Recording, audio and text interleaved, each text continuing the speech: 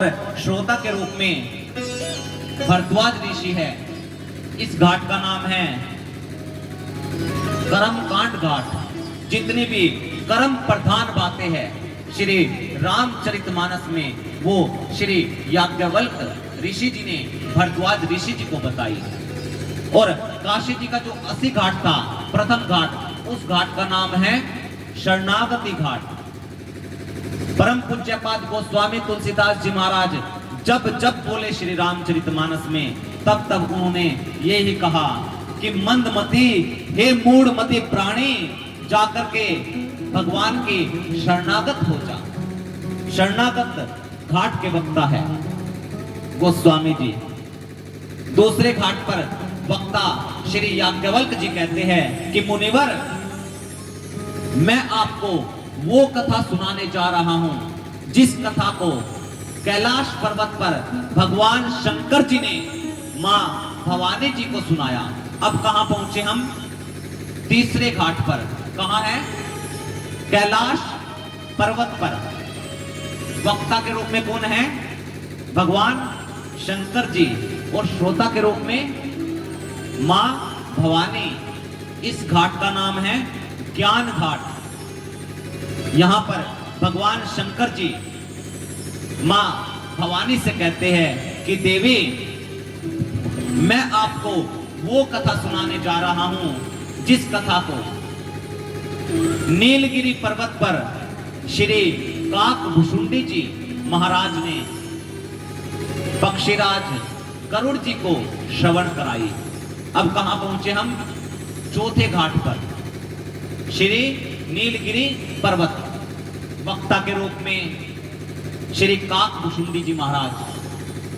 आप समझेंगे कौवा, पर यहां वैसे तो कौवा कर्कश वाणी बोली जाती है, पर श्री रामचरितमानस में जहां जहां भी श्री काकभुशुंडी जी महाराज बोले ओ वचन कागा, कब कब बोले? मधुर वचन जब बोले कागा, जब जब बोले मधुर ही बोले। इस घाट का नाम है भक्ति घाट। कितने घाट हुए हैं? कितने? 4।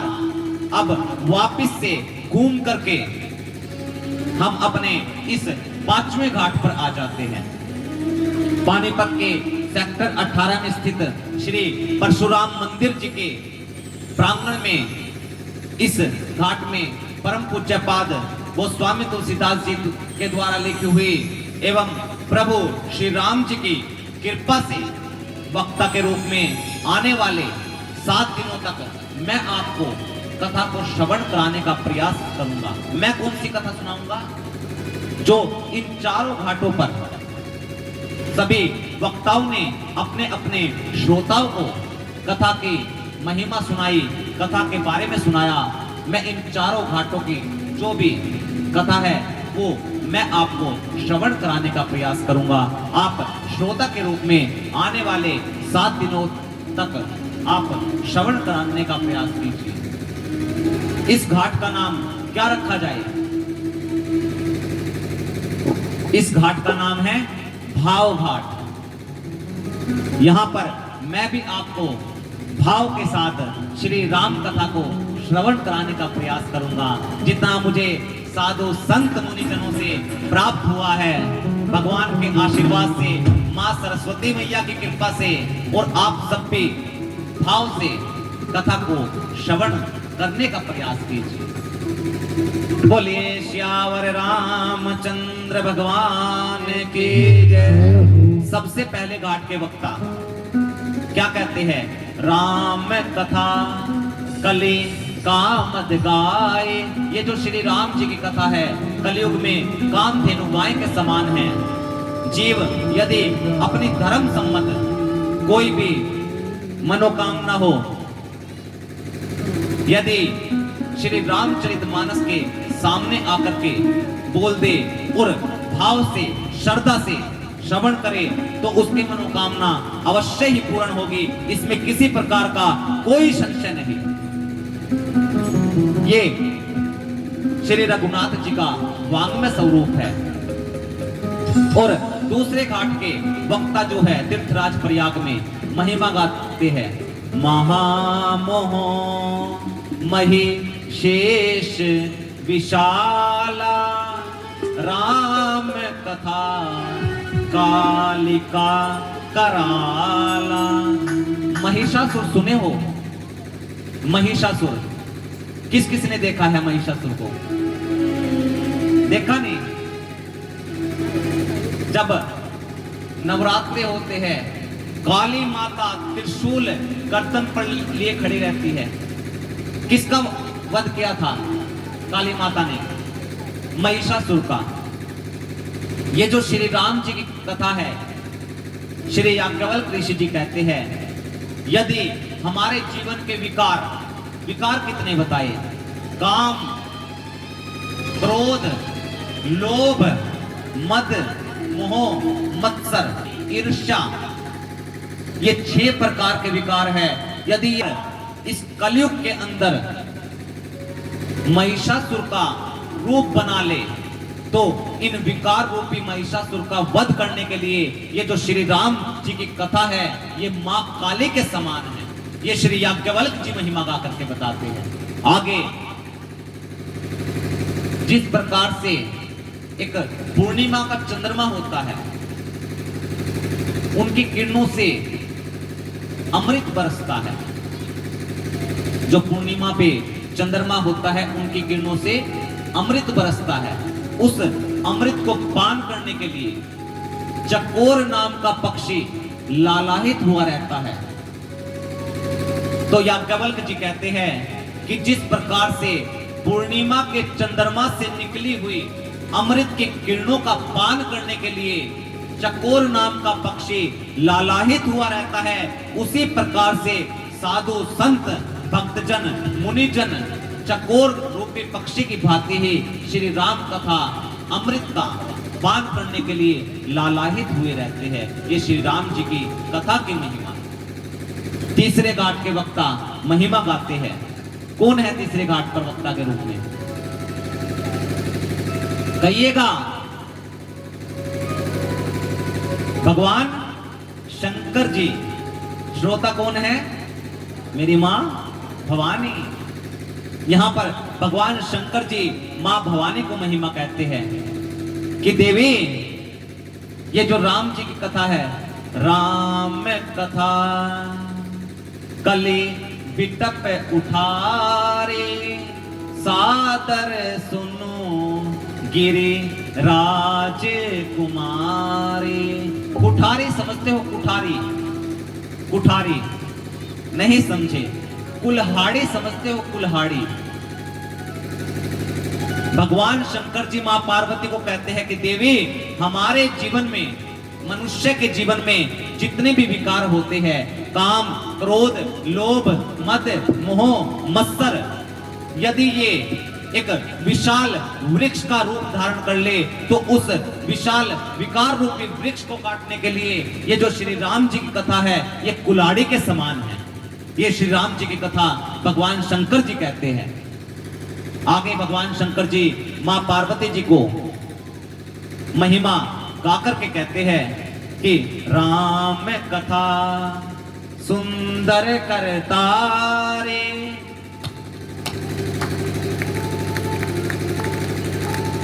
सुंदर करतारी। समझे? ये जो राम जी की कथा है, ये सुंदर ताली के समान है। सुंदर ताली क्यों बताया? एक ताली होती है, एक होती है राम कथा सुंदर करतारे। मान लीजिए एक पक्षियों का समूह बैठा हुआ है। यदि पक्षियों के समूह के बीच में जाकर के हम यदि ताली बजा दे तो क्या होगा? पक्षियां उड़ जाएंगे। भगवान शंकर जी मां पार्वती को कहते हैं कि देवी, यदि हमारे जीवन में संशय रूपी पक्षी हो तो पक्षियों का समूह हो, यदि हम जाकर के ये जो राम जी की कथा रूपी ताली है बीच में बजा दे तो हमारे जीवन के सभी संशय समाप्त हो जाते हैं। यह राम कथा की महिमा है। सभी घाटों पर सभी वक्ताओं ने अपने अपने श्रोताओं को महिमा बताई। अब चौथे घाट पर यहां बहुत ही अद्भुत घटना घटी। यहां पर वक्ता ने श्रोता को महिमा नहीं बताई, श्रोता ही पक्षीराज गरुड़ जी ही वक्ता को महिमा कहने लगे। अब मान लीजिए मैं आपको महिमा बता रहा हूं, कोई भी माता बीच में खड़ी हो वो ही कहने लग जाए, तो ऐसी ही अद्भुत घटना यहां पर हुई। सभी स्थानों पर सभी वक्ताओं ने अपने अपने श्रोताओं को श्री राम कथा की महिमा सुनाई। आज मैंने भी आपको श्री राम जी की कथा की महिमा आज श्रवण कराई है। इसको करने से क्या है, राम कथा अमृत है। ये अमृत 5 प्रकार के होते हैं। सबसे पहला अमृत समुद्र मंथन जब हुआ था उस समय निकला हुआ सबसे पहला अमृत। दूसरा अमृत पंचामृत। पंचामृत समझते हैं सभी, जो घर में बनाया भी जाता है जिससे अकाल मृत्यु हो नहीं सकती, वो पंचामृत। तीसरा भगवान श्री हरि के चरणों से निकला हुआ चरणामृत। चौथा गुरु के मुख से निकला हुआ वचनामृत। पांचवा ये जो श्री राम कथा अमृत, ये 5 प्रकार के अमृत है जिन्होंने इन 5 अमृत में से यदि एक का भी पान कर लिया तो उसके जीवन की सभी समस्याएं समाप्त हो जाती हैं। ये 5 अमृत है।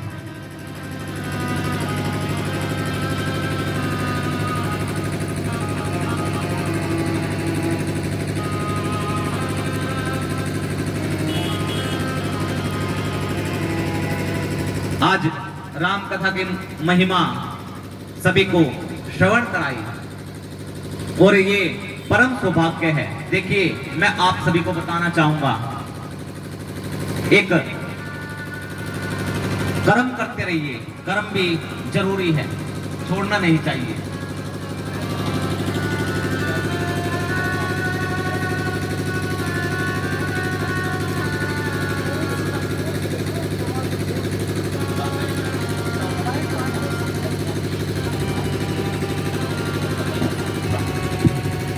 देखिए कर्म भी जरूरी है।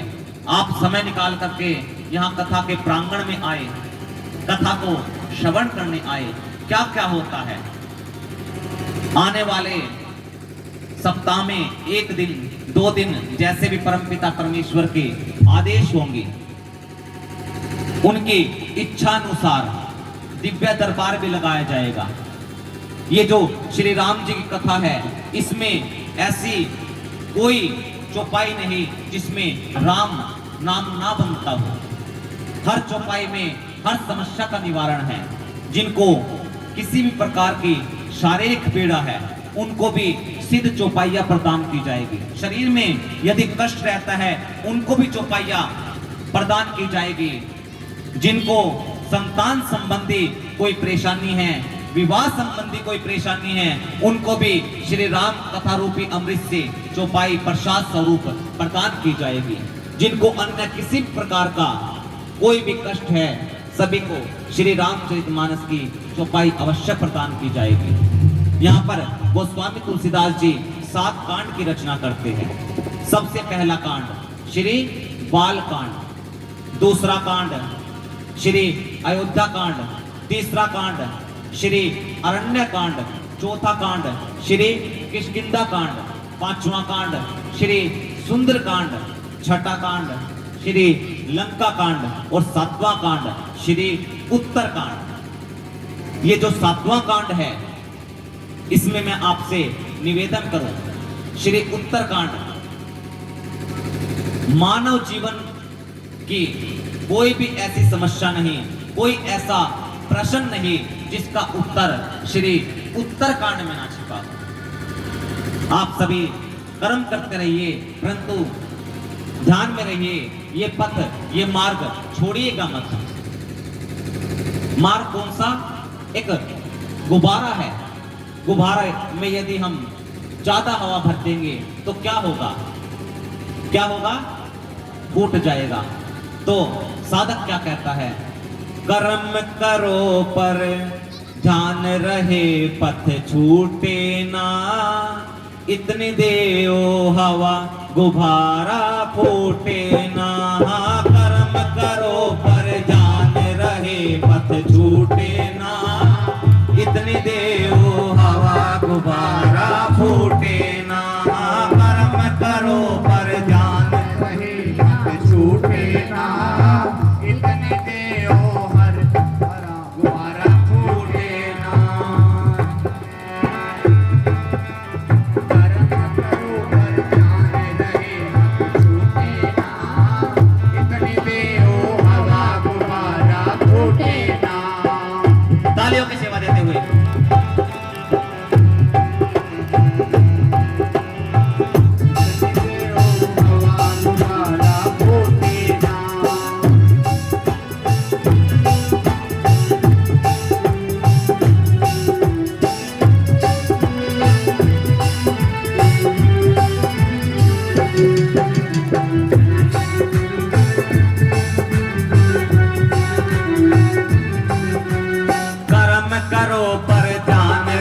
पथ छूटे ना, इतनी देर वो हवा गुब्बारा फूटे ना।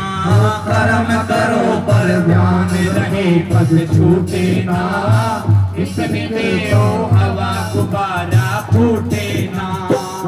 करो पर पथ छूटे ना, इतनी देर वो हवा गुब्बारा फूटे ना।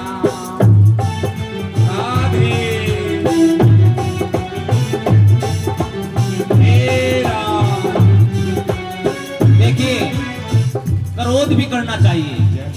साधक क्या कहता है? क्रोध भी आवश्यक है। किसको आवश्यक है? जो घर का मुखिया है, घर के मुखिया को क्रोध करना चाहिए। क्यों करना चाहिए? यदि घर का मुखिया क्रोध करता है तो घर की जो व्यवस्था है वो नियंत्रित हो जाती है। एक डराने वाला, देखिए बड़े सौभाग्यशाली होते हैं वो लोग जिनके सिर पर माँ बाप का हाथ होता है, उन्हें कोई डांटने वाला होता है। तो क्रोध करने वाला भी होना चाहिए, परंतु क्रोध इतना करना चाहिए कि हमारी बुद्धि, हमारा विवेक समाप्त ना हो, हमारा बोध नष्ट ना हो, हमारे क्रोध से कोई जीव रूठे ना। साधक क्या कहने लगा? एक बार क्रोध भी करिए पर बोध नष्ट ना होवे। एक बार क्रोध भी करिए पर बोध नष्ट ना होवे। एक बार क्रोध भी करिए पर बोध नष्ट ना होवे। एक बार क्रोध भी करिए पर बोध नष्ट ना होवे। स्वार्थ भी बुरा नहीं है, औरों को कष्ट ना होवे। स्वार्थ भी बुरा नहीं है, औरों को कष्ट ना होवे। स्वार्थ भी बुरा नहीं है, औरों को कष्ट ना होवे। स्वार्थ भी बुरा नहीं है, औरों को कष्ट ना होवे। जीव कोई रूठे ना, इतनी देओ हवा गुब्बारा फूटे ना। पर ध्यान रहे पथ छूटे ना, इतनी देओ हवा गुब्बारा फूटे ना। कर्म करो पर ध्यान रहे पथ छूटे ना, इतनी देओ हवा गुब्बारा फूटे ना। कर्म करो पर ध्यान रहे पर छूटे ना, इतने देओ हवा गुब्बारा फूटे ना। एक बात और आप सुनिएगा, आप सभी आए हो, परमात्मा ने रिश्ते नाते बनाए, पुत्र का, पुत्री का, भाई का, बहन का, माता का, पिता का, सभी सगे संबंधी बनाए। भगवान के श्री चरणों में आधे भक्तजन ऐसे आते हैं जो अपने लिए नहीं, अपने स्नेह रूपी जो पुत्र पुत्रियां हैं उनके लिए मनोकामना मांगते हैं। तो साधक क्या कहता है? बिन मोह न फेरे जाए इस जगत कर्म की माला। बिन मोह न फेरे जाए इस जगत कर्म की माला। बिन मोह न फेरे जाए इस जगत कर्म की माला, बिन मोहन फेरी जाए इस जगत कर्म की माला। पर मोह न इतना करिए ये जगा द्वेष की ज्वाला, पर मोह न इतना करिए ये जगा द्वेष की ज्वाला। पर मोह न इतना करिए ये जगा द्वेष की ज्वाला, पर मोह न इतना करिए ये जगा द्वेष की ज्वाला। निगाह तक उठे ना इतनी देर हवा तुम्हारा फूटे ना, कर्म करो बरदान रहे मन छूटे ना, इतनी देर हवा तुम्हारा फूटे ना। कर्म करो बरदान रहे बस छूटे ना, इतनी देओ हवा गुब्बारा फूटे ना। तालियों की सेवा देते हुए भाव के साथ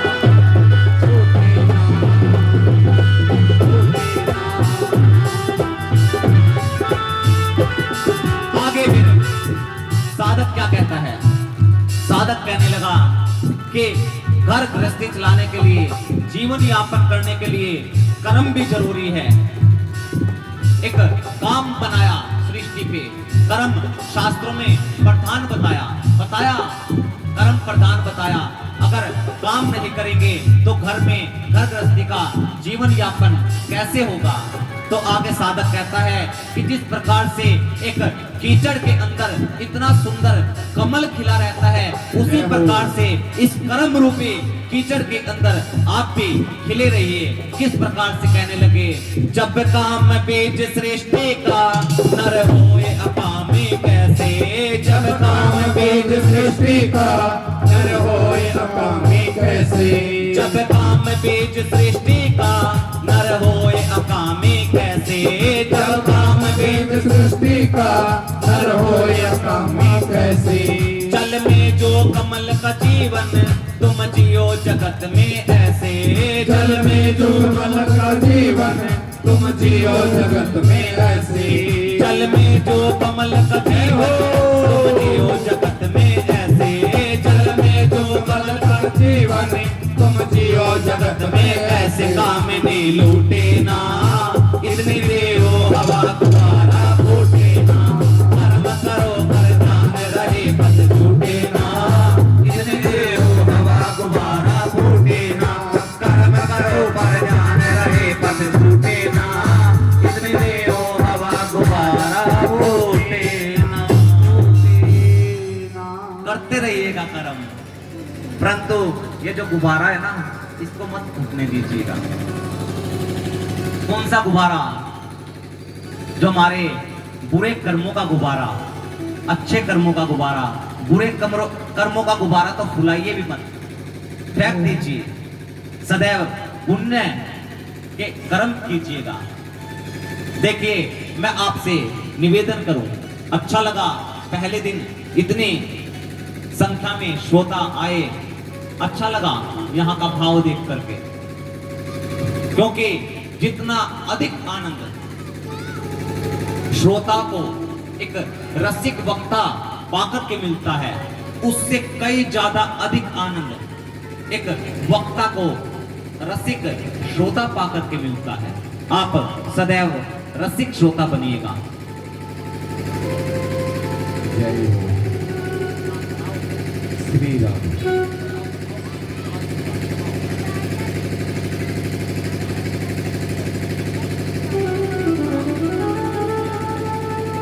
जय हो। तो कर्म करते रहिएगा। देखिए, भक्त से जब अब यहाँ वो स्वामी तुलसीदास जी महाराज 7 कांड की रचना के बाद सबसे पहले श्लोक में गणेश भगवान की मां सरस्वती जी की वंदना करते हैं। वर्णानाम अर्थ संघानाम रसानाम छंदसामपि मंगलानाम च कर्तारो वंदे वाणी विनायको।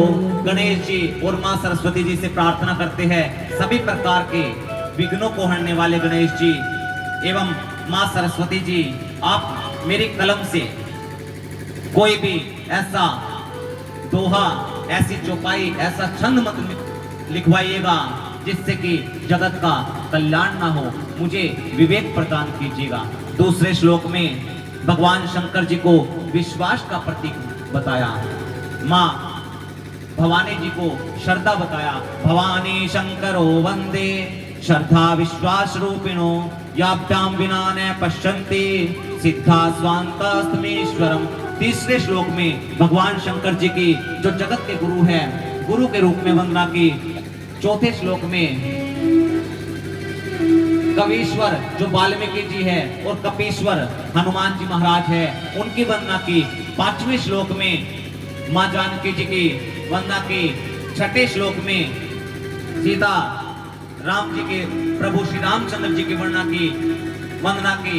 और सातवें श्लोक में गोस्वामी तुलसीदास जी लिखते हैं कि मैंने इसकी रचना क्यों की। नाना पुराण निगम आगम यद रामायणे यद निगदितं कवचिदन्यतो अपि स्वान्ते सुखाय तुलसी रघुनाथ गाथा भाषा निबंधमति मंजुलमातनोति। कि अपने अंतःकरण के सुख के लिए, सब जगत के कल्याण के लिए ये 7 श्लोक सबसे पहले लिखते हैं। फिर पंचदेव उपासना में 5 सोरठे लिखते हैं। फिर वंदना क्रम में मां जानकी जी की, अयोध्या धाम की, जनकपुरी की, राजा दशरथ जी की, राजा जनक जी की, मां कौशल्या जी की, कैकेयी जी की, सुमित्रा जी की, हनुमान जी की, वाल्मीकि जी की, साधु संत समाज की महिमा करते, वंदना करते हैं। उसके बाद सत्संग की महिमा बताते हैं। गोस्वामी तुलसीदास जी महाराज कहने लगे, सठ सुध रही सत संगति पाए पारस परस कुधात सुहाई। सठ समझते हो? सठ अवधी भाषा में मूर्ख को सठ कहा जाता है। एक पारसमणि है, पारसमणि।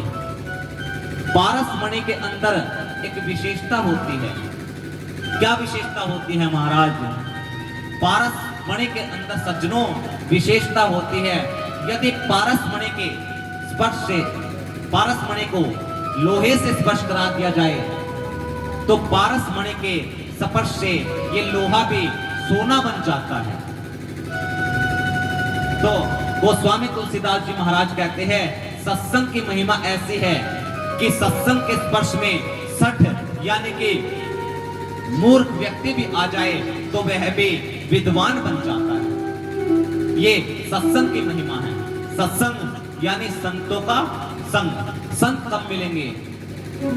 जब हरि जी की अति हरि कृपा हो जाती है। सुंदरकांड में कहते हैं, बिनु हरि कृपा मिलहे नहीं संता। जब तक हरि जी की कृपा नहीं होती तब तक संत मिलते नहीं। सत्संग की महिमा ऐसी बताई। और देखिए यहां गोस्वामी तुलसीदास जी महाराज कहते हैं कि पारसमणि के अंदर ये गुण तो होता है कि लोहे से स्पर्श होने के बाद वो लोहे को सोना बना दे, परंतु वो लोहा सोना बनने के बाद उसको ये गुण प्राप्त नहीं होता कि वो लोहा भी आगे जिसको स्पर्श करेगा वो भी सोना बन जाएगा। परंतु यहाँ पर गोस्वामी तुलसीदास जी महाराज कहते हैं, सत्संग के स्पर्श में मूर्ख व्यक्ति आकर के गुणवान बन जाता है। साथ में सत्संग उसको ऐसा गुण प्रदान कर देती है कि वो भी आगे जिसको स्पर्श करता चला जाएगा वो भी विद्वान बनता चला जाएगा। ये सत्संग की महिमा गोस्वामी तुलसीदास जी महाराज बताते हैं। आज श्री राम कथा की महिमा बहुत ही सूक्ष्म रूप से मैंने आप सभी को श्रवण कराई। देखिए कबीर जी कहते हैं, चार मिले 64 खिले। चार मिले भक्त से यदि कोई भक्त मिलता है। यहां पर गोस्वामी तुलसीदास जी वंदना कर्म करने के बाद सीधा कथा को दूसरे घाट तीर्थराज प्रयाग लेकर के पहुंचे। भरद्वाज मुनि और श्री याज्ञवल्क्य जी जब आपस में मिले, चार मिले 64 खिले। भक्त से यदि कोई भक्त मिलता है, एक भक्त की कितनी आंखें हैं? दो, दोनों की मिलाकर के कितनी हुई? 4 मिले 64 खिले। 64। एक जीव के मुख में कितने दांत होते हैं? 32। दोनों को मिलाकर के कितने हुए? 64। 4 मिले 64 खिले। 20 रहे कर जोड़। 20, 5-5 उंगलियां हाथ जोड़ते हैं। 20 रहे कर जोड़, दोनों को मिलाकर के 20 हो गई। और भक्त से जब कोई भक्त मिले, नाचे 7 करोड़। एक जीव के शरीर के अंदर 3.5 करोड़ रोम होते हैं। दोनों को मिलाकर के कितने हुए? 7 करोड़ रोम। तो गोस्वामी तुलसीदास जी जब भक्तों का मिलन बताते हैं, सत्संगी आदमियों का मिलन बताते हैं, बहुत से ऐसे भी मिलेंगे जहां जिनके कानों में कथा तो जा रही होगी, परंतु वहां व्यथा चल रही होगी। हर कोई ऐसा नहीं कि कथा श्रवण करने आए। आधे भक्त ऐसे होते हैं जिनका फोन में ध्यान होता है, एक दूसरे के कपड़ों में ध्यान होता है। ए बेबे, वो तो ईसा पहन रही थी। बहुत से सभी प्रकार के भक्त होते हैं। श्रोता 3 प्रकार के होते हैं। एक श्रोता बड़े भाव के साथ श्रवण करता है। दूसरा होता है सर होता। अब कथा श्रवण करनी नहीं, कुर्सी मिली नहीं, पड़ोसी से पहले ही दुश्मनी रखता है, वो बैठा हुआ है कुर्सी पे, अपने आप कथा नहीं सुनेगा, उसको कुर्सी से उठाने की कोशिश करेगा। कथा समापन हुई, व्यास जी चलने लगे, बाहर देखा दोनों एक दूसरे का गला पकड़े हुए। वो है सर होता, किसी के भी सर हो सकता है। एक होता है सोता, उसको सिर्फ कथा में सोना ही होता है। एक आपको मैं कथा सुनाता हूं। एक सज्जन व्यक्ति थे, कभी कथा में नहीं आते थे। तो उनकी अर्धांगिनी ने कहा कि आप जाइए, आप देखिए एक नगर का एसएचओ होता है, उसके ऊपर सबसे बड़ा एसएचओ उसकी घरवाली होती है। तो उनके अपनी घरवाली के कहने से वो चले गए, कथा में गए, व्यास जी आए नहीं। अब नींद लग आई। अब वहां पे जितने भक्तगण बैठे हुए थे उन्होंने देखा कि पहली बार कथा में आए हैं, आज तक तो कभी आए नहीं। तो कहने लगे आइए आइए आइए। अब आ गए। एक पीछे बहुत ही पुराना मित्र मिल गया, बोला कि आइए बैठिए। बैठ गया। अब बैठते नींद जुड़ आई, सज्जन व्यक्ति सो गया। व्यास जी आए, आरती हुई, कथा श्रवण हुई, 3 घंटे आराम से नींद ली। कथा विश्राम भई, व्यास जी चले गए, सभी श्रोतागण चले गए। अब बैठा कौन रहा? जिसकी दरी थी वो बैठा है आराम से। कब उठे क्या पता, कोई भक्त हो, रात को काम करके आया हो और दिन में सोचा कि कथा श्रवण कर ले, क्यों जगाऊं, अपने आप ही उठ जाए। काफी प्रयास किया, नहीं उठा। हल्के से पानी का छींटा दे करके उठाया, उठा, क्या कथा हो गई? बोले हाँ जी हो गई। बोले बहुत सुंदर थी, बड़ी सुंदर कथा लगी। गया अपने घर जाकर के पत्नी ने पूछा कि सुन आए कथा? पति ने कहा हाँ बहुत सुंदर कथा सुनाई। बोले कि क्या सुन के आए? बोले 3 शब्द सुने, आइए बैठिए जाइए। अब पत्नी बोले अपने मन में कि बड़ा विचित्र प्राणी, अगर आज इसको कह दिया तो कल को जाएगा नहीं। तो पत्नी ने कहा कि सुनो, तुमको जो है ये व्यास जी ने गुरु मंत्र दिया है, इसका जाप कीजिए। तो अब कथा में सो करके आया था, नींद आई नहीं, पूरी रात लगा आइए बैठिए जाइए, आइए बैठिए जाइए, लगा रहा पूरी रात। अब घर में घुसा चुप, दुब के पांव घुसा, आइए बैठिए जाइए, आइए बैठिए जाइए। अब चोर ने जैसे सुना आइए, बोला फंस गया, पहचान लिया, दबे पांव पीछे होने लगा। अब सज्जन व्यक्ति बोला जाइए। अब चोर ने सोचा एक काम करता हूं, इनकी शरणागत हो जाता हूं, पहचान लिया, प्रातःकाल पकड़वा देगा। दौड़कर गया और जैसे ही पहुंचने लगा बोला कि चाहिए, जाकर के सज्जन व्यक्ति के चरणों में गिर गया। जितना भी धन लेकर के आया था बाहर से चोरी करके, उस सज्जन व्यक्ति के चरणों में डाल दिया। बोला मुझे माफ कर दीजिए। अब सज्जन व्यक्ति ने किया चांदना, देखा, बोला कौन है भाई? अब चोर बोला कि अनजान